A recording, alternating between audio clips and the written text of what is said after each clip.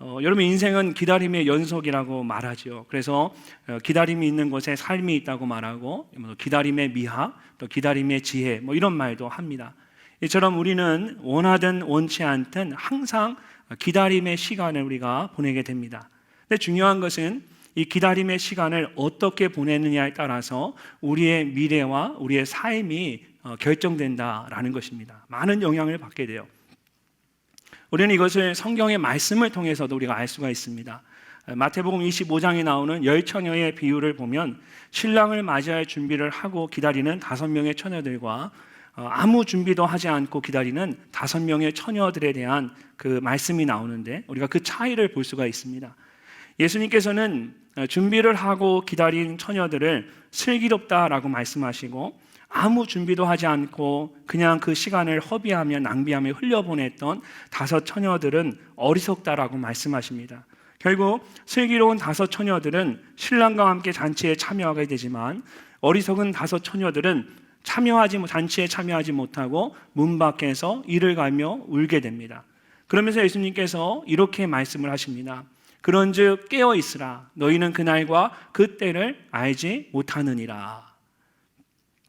우리는 언제 주님께서 다시 오실지 모릅니다. 나를 향한 주님의 때가 정확히 언제인지 우리가 알 수가 없습니다. 그래서 우리가 항상 깨어 기도하며 주님의 때를 기다려야 합니다. 그것이 주님께서 우리에게 원하시는 것이고 우리의 인생이 복된 인생이 되는 길입니다. 그렇다면 우리가 주님의 때를 어떻게 기다려야 할까요? 어떻게 기다려야 주님께서 잘했다 이렇게 칭찬을 하시고 주님이 원하시는 일에 우리가 주님의 때에 우리가 준비가 되어서 정금같이 딱 나아가서 주님께 쓰임을 받을 수가 있을까요? 오늘 본문 말씀을 통해서 어떻게 우리가 하나님의 때를 기다려야 하는지, 우리가 그 기다림의 시간에 무엇을 준비해야 하는지 우리가 함께 생각해 보기를 원합니다. 자, 부활하신 주님은 제자들을 통해서 이 땅 가운데 교회를 세우시기를 원하셨습니다. 그래서 그들을 말씀으로 가르치셨고 성령의 역사를 약속하셨고 증인이 되리라는 사명을 그들에게 주셨습니다. 지난주에 했던 말씀인데 처음 듣는 것처럼 이상한 표정으로 저를 바라보시면 절대 안 됩니다. 앞으로 저희가 사도행전 말씀을 계속 매주 이렇게 말씀을 나누어 갈 겁니다. 그래서 지난주에 첫 번째 말씀 나눴고 오늘 두 번째 말씀을 나누게 됩니다. 계속해서 우리가 사도행전 말씀을 쭉 살펴보게 됩니다. 주님께서 그들을 통해서 교회를 시작하기를 원하셨습니다. 참 감사한 일이죠. 그런데 그러고 나서 바로 교회를 시작하도록 하지 않으셨어요. 1장 4절 말씀을 보면 이렇게 말씀하십니다. 우리 함께 한번 읽어보도록 하겠습니다. 같이 읽습니다. 사도와 함께 모이사 그들에게 분부하여 이르시되 예루살렘을 떠나지 말고 내게서 들은 바 아버지께서 약속하신 것을 기다리라. 아멘. 아버지께서 약속하신 것을 뭐 하라요? 기다리라. 예수님께서 제자들에게 예루살렘을 떠나지 말고 기다리라고 말씀하셨습니다. 그리고 오늘 말씀을 보면 예수님이 떠나신 후에 그들은 예루살렘을 떠나지 않고 예수님의 말씀대로 기다렸습니다. 오늘 본문 말씀 바로 그 기다림의 시간 동안에 그들 가운데 일어났던 일들에 대한 말씀입니다. 그들은 그냥 아무것도 하지 않고 그 시간을 흘려보내지 않았습니다. 슬기로운 5 처녀와 같이 이 기다림의 시간을 통해서 하나님의 때를 준비했습니다. 그리고 주님은 그런 그들을 통해서 건강하고 영향력 있는 교회를 힘있게 시작할 수 있도록 인도하셨습니다. 우리에게는 그들과 같은 기다림의 시간이 있습니다. 우리가 어떻게 하면 이 초대교회 성도들과 같이 이 기다림의 시간을 통해 우리가 힘있게 나아갈 수 있을까요? 건강하고 영향력 있는 교회가 되기 위해서 하나님의 때와 인도하심을 우리가 기다리며 우리가 어떻게 그것을 준비해야 할까요? 먼저 우리는 마음을 같이하여 기도하는 일에 힘써야 합니다. 마음을 같이하여 기도에 힘써야 한다. 오늘 말씀을 보면 초대교회 성도들이 주님의 말씀을 따라 기다리며 가장 먼저 한 것이 있습니다. 그것은 함께 모여 기도하는 일에 힘쓴 것입니다. 13절과 14절 말씀을 우리 함께 한번 읽어보겠습니다. 같이 읽습니다. 들어가 그들이 유하는 다락방으로 올라가니 베드로, 요한, 야고보, 안드레와 빌립, 도마와 바돌로메, 마테와 및 알페오의 아들 야고보, 셀로신 시몬, 야고보의 아들 유다가 다 거기 있어 여자들과 예수의 어머니 마리아와 예수의 아우들과 더불어 마음을 같이하여 오로지 기도에 힘쓰더라. 아멘. 예수님이 떠나시는 것을 본 제자들은 서로 흩어지지 않고 예수님의 말씀대로 약속하신 것을 기다리기 위해서 예루살렘에 있는 한 다락방에 함께 모였습니다. 그곳에는 예수님의 12 제자들뿐만 아니라 예수님을 따르던 멀리서 따르던 여자들과 또 예수님의 가족들을 포함해서 약 120명이나 되는 많은 사람들이 모여 있었습니다. 그리고 오늘 말씀을 보면 그들이 함께 모였는데 그들이 무엇을 했습니까? 마음을 같이하여 오로지 기도하기에 힘썼더라. 초대교회 성도들은 여러분 다른 어떤 일이 아니라 그들은 가장 먼저 기도하는 일에 힘썼습니다.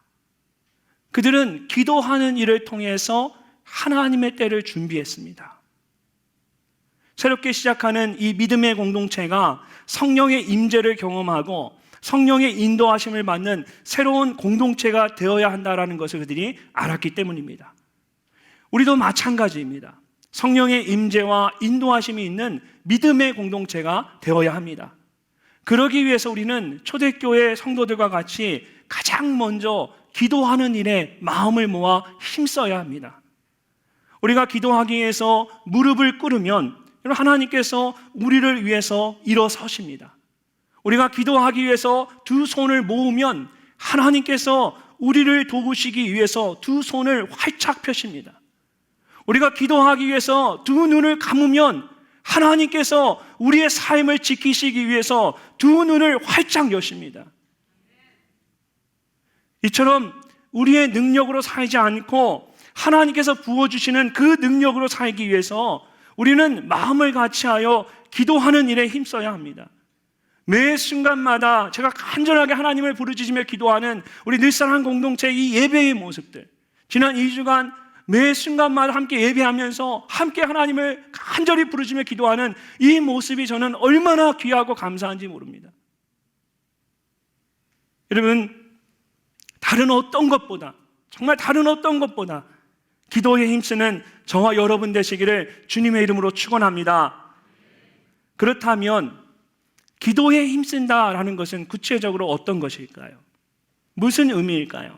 기도에 힘썼다라고 말하는데 여기서 사용된 이 기도라는 단어에는 프로라는, 앞으로라는 뜻이 전치사가 붙어 있습니다. 그래서 여기서 말할 이 기도는 하나님 앞에 나아간다라는 의미가 담겨져 있습니다. 하나님 앞에 나아간다.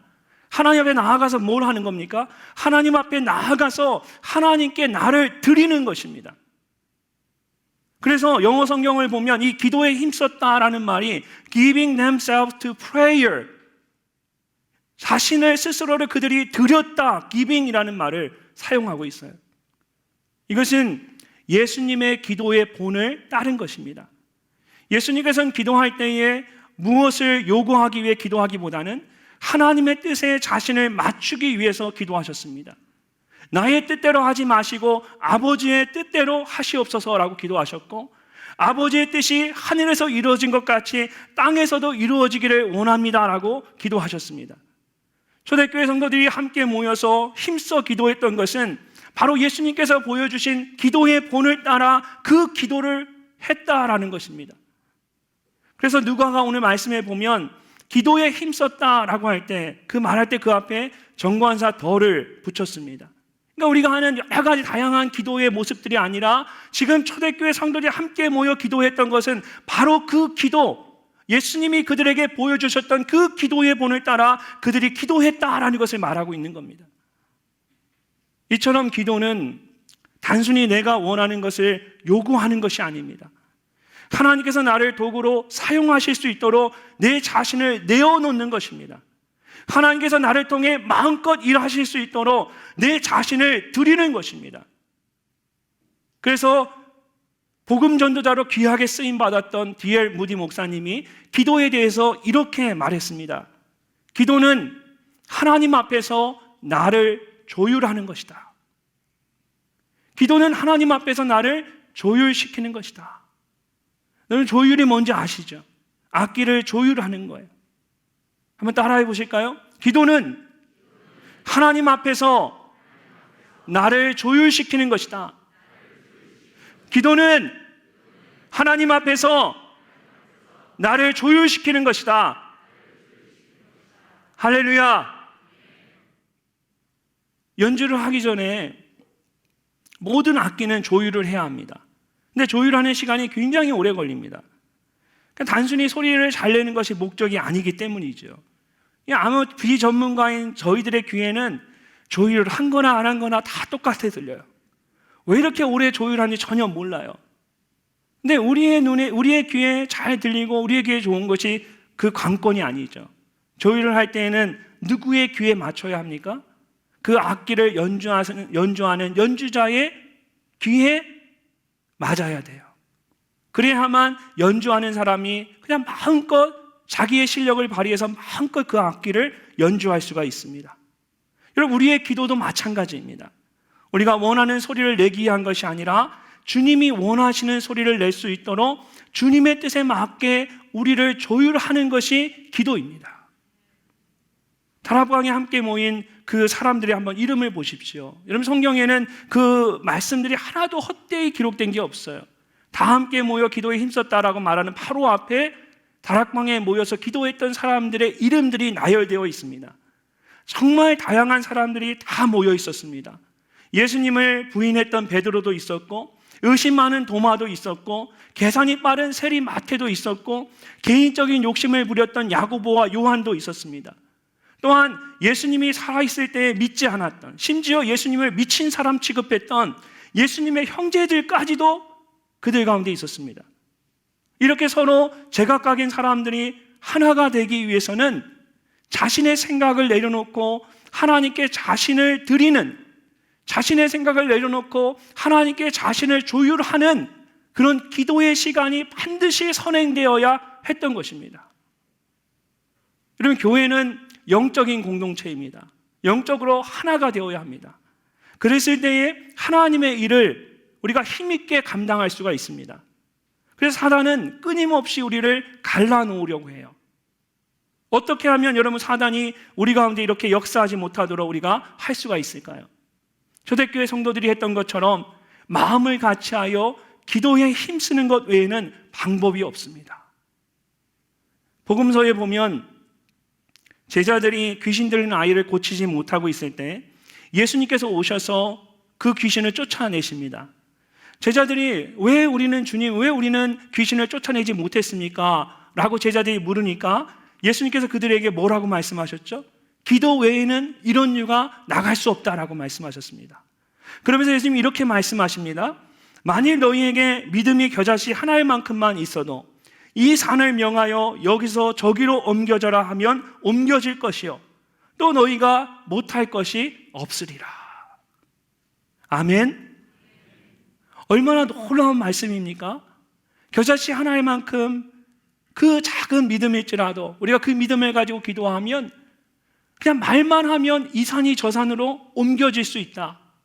근데 거기서 끝나는 것이 아니라 옮겨질 수 있을 뿐만 아니라 이보다 더한 일도 너희가 행할 수 있다라고 말씀하세요. 얼마나 놀라운 기도에 대한 말씀이에요. 사실 기도 외에는 다른 방법이 없는 것이 아니라 여러분, 이 기도가 기도만큼 강력한 것이 없는 거예요. 이 기도가 하나님이 우리에게 주신 가장 강력한 영적인 무기입니다. 우리 모두가 마음을 같이해서 함께 기도할 때에 하나님께서 산을 옮기는 기적을 경험케 하시고 그것보다 더 큰 기적도 행하게 하실 줄로 믿습니다. 초대교회와 같이 마음을 같이하여 기도에 힘쓰는 저와 여러분 되시기를 주님의 이름으로 축원합니다. 두 번째로 우리는 말씀을 따라 순종해야 합니다.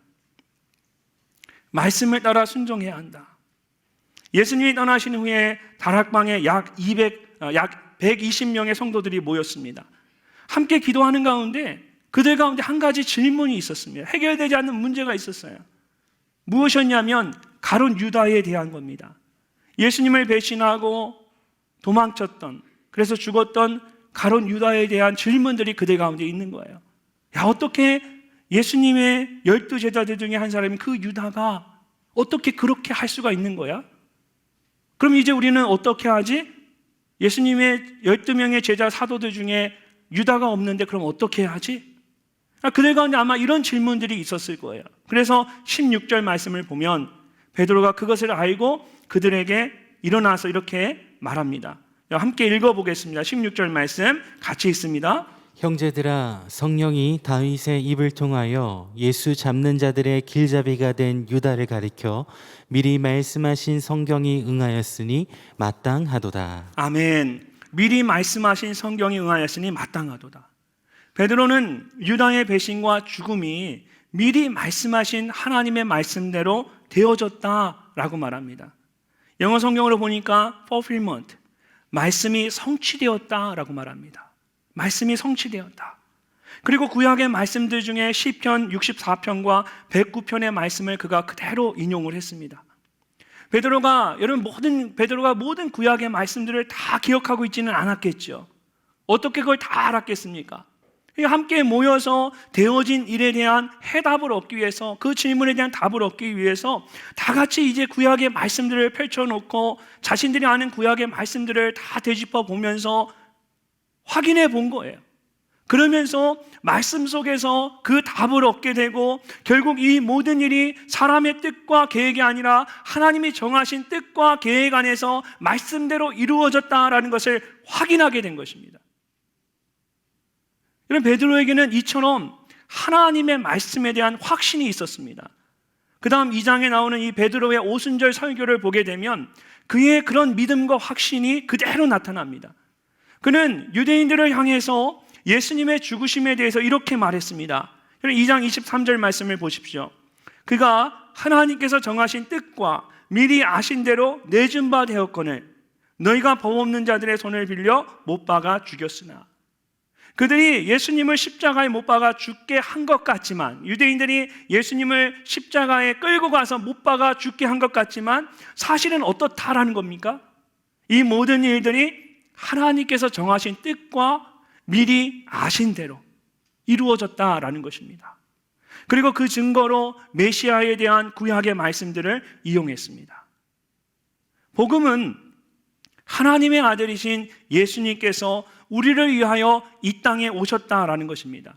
그리고 우리의 죄를 위해서 십자가에 죽으셨고 다시 사심으로 우리에게 부활의 첫 열매가 되어 주셨다라는 겁니다. 이것을 믿는 사람은 모두 멸망치 않고 영원한 생명을 얻을 수 있습니다. 여러분, 이것이 복음입니다. 그리고 가장 중요한 것은 이 모든 일들이 구약의 예언의 말씀대로 이루어졌다라는 사실입니다. 이것이 말씀대로 모두 성취되었기 때문에 이것이 우리에게 복음이고 능력인 것입니다. 하나님의 말씀에서 어긋나는 것이 하나도 없습니다. 그러므로 우리의 인생에 대한 모든 답은 하나님의 말씀 안에 있습니다. 디모데후서 3장 16절과 17절에서 성경은 이렇게 말씀하고 있습니다. 우리 함께 한번 읽어보겠습니다. 모든 성경은 하나님의 감동으로 된 것으로 교훈과 책망과 바르게 함과 의로 교육하기에 유익하니 이는 하나님의 사람으로 온전하게 하며 모든 선한 일을 행할 능력을 갖추게 하려 함이라. 아멘. 모든 성경은 하나님의 감동으로 되어진 것입니다. 그래서 우리를 가르치고 인도하기에 부족함이 없습니다. 하나님의 말씀이 우리를 온전하게 하고 우리에게 선한 일을 행할 능력을 주십니다. 여러분, 이걸 믿으시면 아멘 하시기 바랍니다. 그런데 우리가 왜 아멘 하는데, 여러분, 우리가 왜 말씀대로 살지 못하는 걸까요? 우리가 믿는다라고 말하면서 왜 하나님 말씀대로 온전히 살지 못하는 걸까요? 하나님의 말씀보다 우리의 생각이 앞서기 때문입니다. 우리가 하나님의 말씀을 함부로 판단하기 때문입니다. 열왕기하 5장에 나오는 나아만 장군이 바로 그랬습니다. 왕의 신임과 세상의 부와 명예를 다 가진 이 아람의 군대 장관 나아만이 나병에 걸렸습니다. 이스라엘에 아주 유명한 선지자가 있다라는 소식을 듣고 그가 그곳에 찾아왔는데 그 선지자가 그저 요단강에 가서 7번 씻으라고 하니까 이 나하만 장군이 분노하면서 떠나려고 했습니다. 자신이 생각한 것과 너무나 달랐기 때문이에요. 열왕기 5장 11절을 보면 나하만 장군이 이렇게 말합니다. 나하만이 노하여 물러가며 이르되 내 생각에는 그가 내게로 나와 서서 그의 하나님 여호와 이름을 부르고 그의 손을 그 부위 위에 흔들어 나병을 고칠까 하였도다. 나하만 장군은 선지자가 자기를 영접하고 서서 상처에 손을 얹고 하나님의 이름을 부르며 기도하고 안수해 줄 것을 기대했습니다. 무엇을 따라서? 나의 생각을 따라. 이거는 전적으로 나하만 장군의 생각이었어요. 근데 건방지게도 나오지 않고 그냥 앉은 채로 저기 가서 요단강에서 씻으라고 말하니까 그가 분노한 거예요. 그러면서 이렇게 말합니다. 다메섹강 아바나와 바르발은 이스라엘 모든 강물보다 낫지 아니하냐. 누구의 생각이에요? 나하만의 생각이에요. 내가 거기서 몸을 씻으면 깨끗하게 되지 아니하랴. 누구의 생각입니까? 나하만 장군의 생각이에요. 그의 경험과 그의 지식에 따른 그의 판단입니다. 몸을 돌려 분노하며 떠나니. 여러분, 이것이 우리의 연약한 인간적인 모습이에요. 말씀대로 순종하면 되는데 자신의 생각과 기준을 가지고 우리가 함부로 하나님의 말씀을 판단합니다. 쉽게 갈 수 있는 길도 우리는 어렵게 가려고 합니다. 오늘 그 나하만 장군의 말씀을 보면 나하만 장군보다 그의 여종들이 훨씬 더 지혜로웠던 것 같아요. 그들이 나하만 장군에게 이렇게 말했어요. 선지자가 당신에게 큰 일을 행하라 말하였다면 행하지 아니하였겠습니까? 무슨 말입니까? 나하만 장군님, 선지자가 만약에 당신에게 40일 금식 기도를 하라고 했다면 하지 않았겠습니까? 장군님, 만약에 선지자가 당신에게 15층 건물 아파트 한 7번 오르락내리락 하라고 하면 하지 않으시겠습니까? 내 병이 나을 수 있다라는데 그게 아무리 힘들어도 못할 게 뭐가 있겠습니까? 만약 정말 선지자가 엄청난 일을 요구했다면 나하만 장군은 그대로 하려고 했을 겁니다. 우리는 뭔가 어렵고 힘든 일을 시키면 그건 그대로 하려고 합니다. 그런데 오히려 아주 간단하고 단순하고 명확한 하나님의 말씀에는 그대로 하지 않을 때가 많이 있다는 거예요. 사랑하는 성도 여러분, 하나님의 말씀이 있는 그대로 믿어지고 그 말씀대로 순종하며 살아가는 것이 하나님의 큰 은혜인 줄로 믿습니다. 하나님이 주시는 큰 은혜예요. 말씀이 들려지고 말씀이 믿어지고 말씀대로 살아가는 것이 기쁨인 것이, 이건 정말 하나님이 나에게 허락하시는 아주 특별한 은혜입니다. 초대교회 성도들은 하나님의 말씀에서 답을 찾았어요. 이해할 수 없는 문제 속에서 자신들의 경험과 지식을 모으지 않고 하나님의 말씀을 펼쳐놓고 우리의 삶의 이 문제에 대한 해답이 무엇일까? 말씀에서 답을 찾고 그 말씀대로 그대로 따르며 순종했습니다. 그랬을 때 하나님께서 그들을 통해서 이 땅 가운데 건강하고 영향력 있는 교회를 시작하도록 도와주셨습니다. 우리가 하나님의 말씀에서 답을 찾고 그 말씀대로 그대로 순종하실 수 있기를 주님의 이름으로 축원합니다. 마지막으로 하나님의 때를 기다리며 준비할 때에 우리는 겸손한 마음을 가져야 합니다. 겸손한 마음. 초대교회 성도들이 함께 모여 기도하며 하나님의 말씀을 따라 가룟 유다를 대신하는 새로운 사도를 뽑기로 결정을 했습니다. 그래서 여러분 21절과 22절 말씀을 보십시오. 이러함으로 요한의 침례로부터 우리 가운데서 올려져 가신 날까지 주 예수께서 우리 가운데 출입하실 때에 항상 우리와 함께 다니던 사람 중에 하나를 세워 우리와 더불어 예수께서 부활하심을 증언할 사람이 되게 하여야 하리라. 사도가 되는 데에는 몇 가지 조건들이 있었죠. 말씀을 보니까 첫째는 항상 우리와 함께 다니던 사람이어야 합니다. 이 말은 예수님이 사역을 시작하실 때부터 마지막까지 함께 동행했던 사람을 말합니다. 즉 예수님과 친밀한 교제를 나누고 있는 사람을 말하는 거예요. 그리고 두 번째로 그런 사람들 중에 예수 그리스도의 부활을 증언할 수 있는 사람이어야 합니다. 즉 복음에 대한 확신과 또 그것을 전할 수 있는 담대한 믿음을 가진 사람이어야 한다라는 겁니다. 오늘날 우리가 교회의 영적인 리더들을 뽑을 때도 여러분 이것이 동일하게 적용될 수가 있습니다. 주님과 친밀한 교제가 있는 사람이어야 하고 복음에 대한 분명한 확신이 있는 사람이어야 합니다. 하나님은 우리 모두가 그런 사람 되기를 원하시고 그런 우리를 통해서 교회를 세워가기를 원하십니다. 여러분 모두가 그런 영적인 리더가 되시기를 주님의 이름으로 축복합니다. 마찬가지로 마지막으로 근데 여기서 끝나는 것이 아니라 한 가지가 더 있습니다. 그것은 주님께서 직접 택해 주셔야 한다라는 것입니다. 주님께서 직접 택해 주셔야 한다. 그래서 오늘 말씀을 보면 초대교회 성도들이 그들 가운데서 주님과 깊은 교제가 있고 복음에 대한 확신이 있는 두 사람을 뽑았어요. 그리고 제비를 뽑아서 그들 중에 한 사람이 직접 주님께 택함을 받도록 했습니다.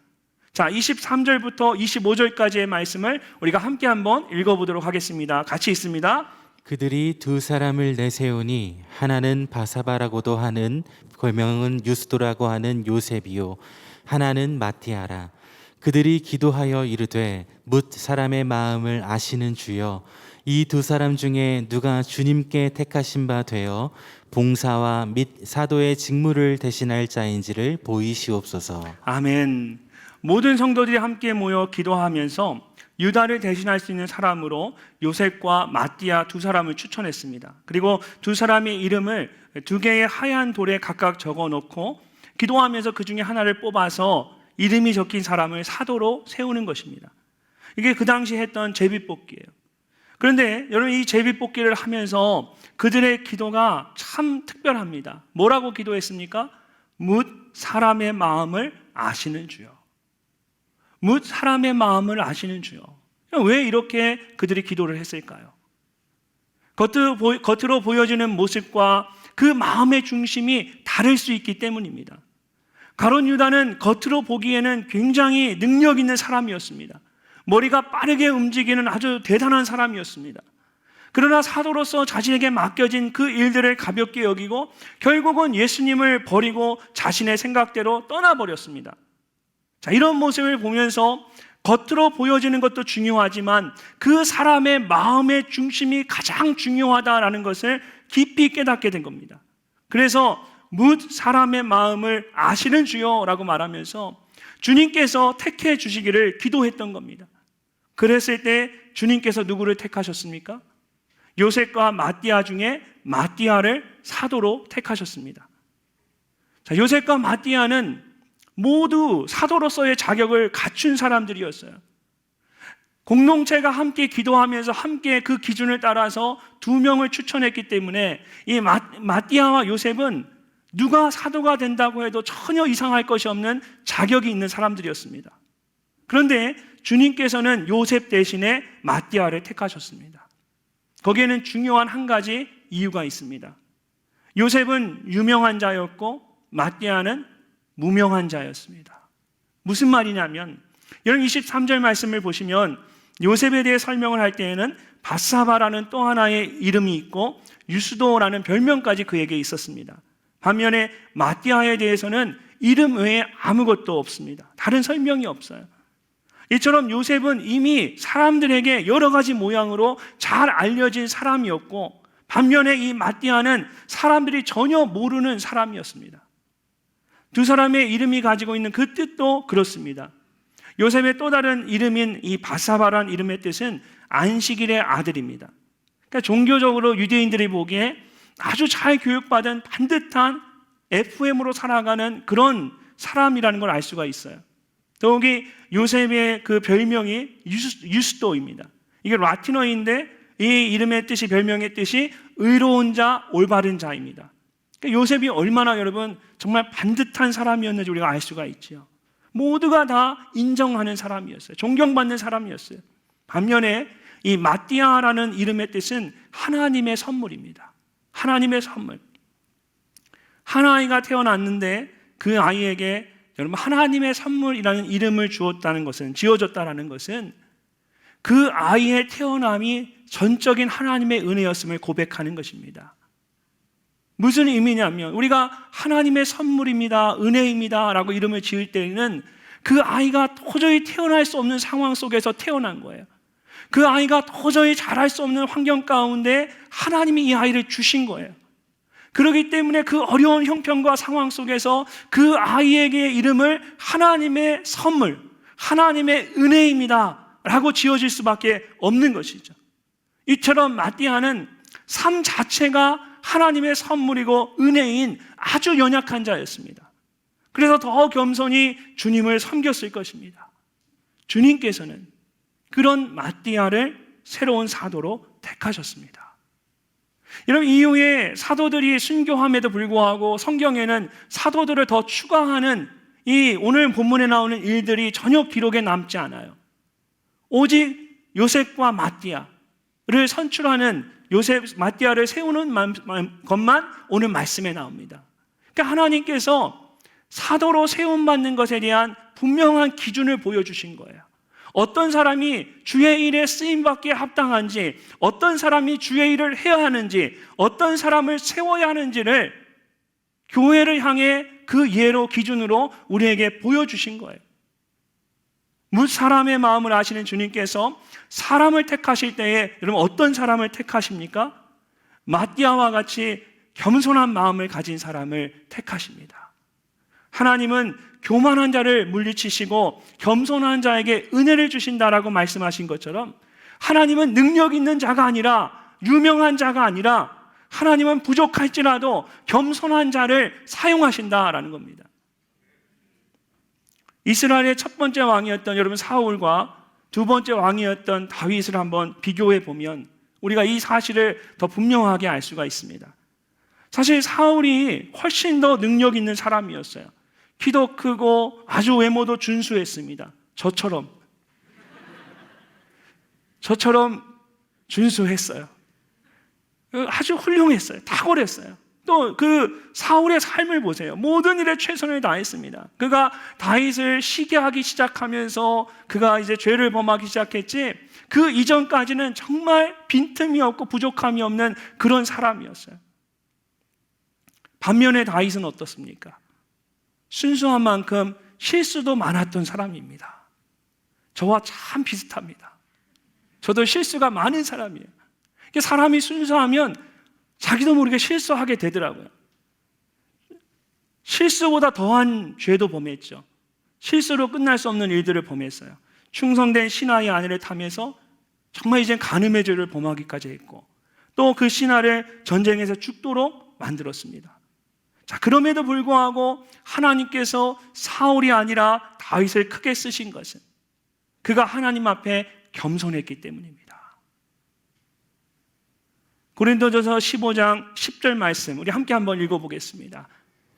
내가 나 된 것은 하나님의 은혜로 된 것이니 내게 주신 그의 은혜가 헛되지 아니하여 내가 모든 사도보다 더 많이 수고하였으나 내가 한 것이 아니요 오직 나와 함께 하신 하나님의 은혜로라. 아멘. 이런 바울은 죄인 중에 죄인이었습니다. 교회를 핍박하는 일에 그가 가장 앞장섰던 사람이었습니다. 그럼에도 불구하고 하나님께서 그를 택하시고 사용하신 것은 그가 훌륭했기 때문이 아니라, 그가 능력이 있었기 때문이 아니라 그가 하나님 앞에 무릎을 꿇었기 때문입니다. 나의 나 된 것은 하나님의 은혜입니다 라는 겸손한 믿음의 고백이 그의 입술 가운데 있었기 때문입니다. 그런 바울이 우리에게 이렇게 권면했습니다. 내게 주신 은혜로 말미암아 너희 각 사람에게 말하노니 마땅히 생각할 그 이상의 생각을 품지 말고 오직 하나님께서 각 사람에게 나누어 주신 믿음의 분량대로 지혜롭게 생각하라. 우리가 마땅히 생각할 것 그 이상의 것을 생각하지 않고 믿음의 분량 안에서 최선을 다해 살아간다면 여러분, 하나님께서 우리를 귀하게 사용하실 줄로 믿습니다. 하나님께서는 사울과 같이 부족함이 없어 교만한 자가 아니라 다윗과 같이 부족함이 있을지라도 겸손한 자를 사용하십니다. 이런 마띠아와 같이 겸손한 마음으로 주님께 쓰임받는 여러분들이 되시기를 주님의 이름으로 축원합니다. 다음 주일에는 이제 드디어 우리가 2장으로 넘어가서 초대교회 역사 가운데 가장 강력한 역사였던 그 오순절날 마가의 다락방에 임했던 성령의 역사, 그 말씀을 나누게 됩니다. 그러면서 교회가 이제 힘있게 시작하게 됩니다. 불과 같은 성령의 역사는 그리스도인이라면 누구나 또 모든 교회가 가장 사모하는 것이에요. 그리고 그것을 통해서 이 땅의 교회가 정말 힘있게 시작할 수 있었습니다. 하지만 오늘 우리가 함께 말씀을 통해 살펴본 것처럼 이런 불같은 성령의 역사와 함께 교회가 힘있게 시작될 때에는 그것을 기다리는 기다림의 시간이 있었습니다. 그리고 초대교회 성도들은 그 시간을 헛되이 보내지 않고 그 시간을 영적으로 귀하게 사용했습니다. 자신들이 준비되는 시간으로 삼았습니다.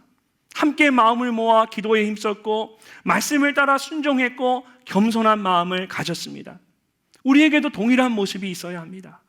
여러분, 코로나로 인해서 모든 것이 멈춰 있는 것 같고 더디가는 것 같고 사람들은 막연하게 이 코로나가 끝나기만을 기다리며 아무것도 하지 않으려 합니다. 여러분, 코로나가 다 끝나고 예전의 삶으로 돌아가면 정말 우리의 신앙이 이전보다 더 나을 것이라는 확신이 있으십니까? 코로나가 끝나고 나면 정말 주님이 우리를 쓰시고자 하실 때 준비된 자세로 정금과 같이 쓰임받을 준비가 우리 공동체가 되어 있다라고 믿으십니까? 우리가 막연히 그 시간을 기다리기만 한다면 절대로 우리는 그때 하나님께 쓰임받을 수 없습니다. 정말 중요한 순간은 모든 것이 끝난 다음이 아니라 바로 지금 이 순간입니다.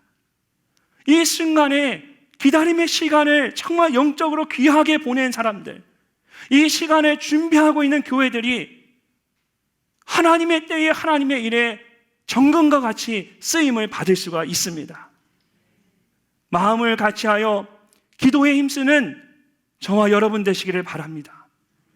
정말 하나님의 말씀에서 인생의 답을 찾고 그 말씀대로 순종하는 여러분들이 되시기를 바랍니다. 무엇보다 이 시간을 통해서 하나님 쓰시기에 합당한 겸손한 마음을 갖는 우리 모두가 되시기를 바랍니다. 그럴 때에 하나님께서 우리 늘사랑 공동체에 성령의 기름을 부어주시고 산을 옮기는 일보다 더 위대한 일을 행하게 하실 줄로 믿습니다. 이번 한 주간도 그렇게 하나님의 일하심을 기대하시면서 영적으로 자신을 준비하시는 우리 늘사랑의 모든 지체들 되시기를 주님의 이름으로 축원합니다.